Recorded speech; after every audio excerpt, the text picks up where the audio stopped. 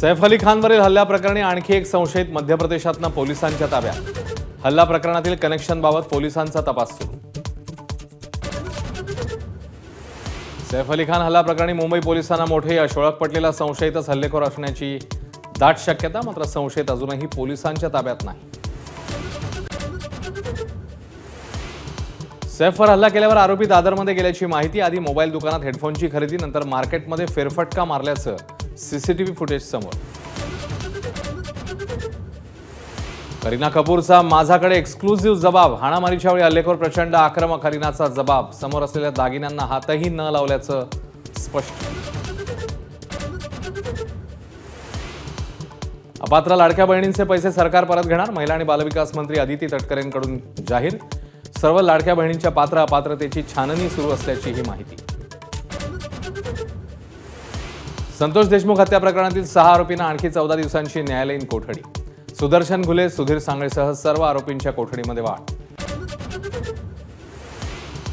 छगन भुजबळांची राष्ट्रवादीच्या अधिवेशनाला 2 तास उपस्थिती। पटेल आणि तटकरेंना यांनी विनंती केल्यानं हजेरी।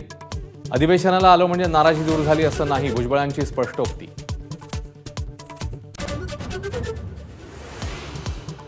एबीपी माझाच्या बातमीनंतर प्रशासन खडबडून जागा। अनेक महिन्यांपासून प्रलंबित 87 जात प्रमाणपत्रांना अवघ्या तासात मंजुरी।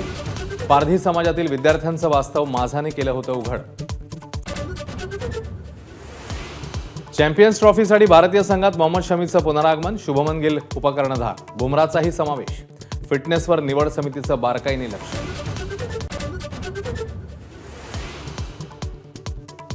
करुण नायरचा पुन्हा हिरमोड। विजय हजारे ट्रॉफी गाजवूनही चॅम्पियन्स ट्रॉफीसाठी निवड समितीचं दुर्लक्ष।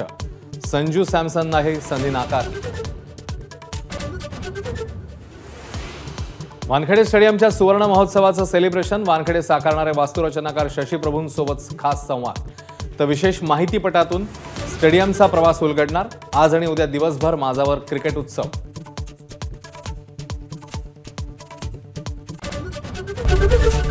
एबीपी माझा, उघडा डोळे बघा नीट।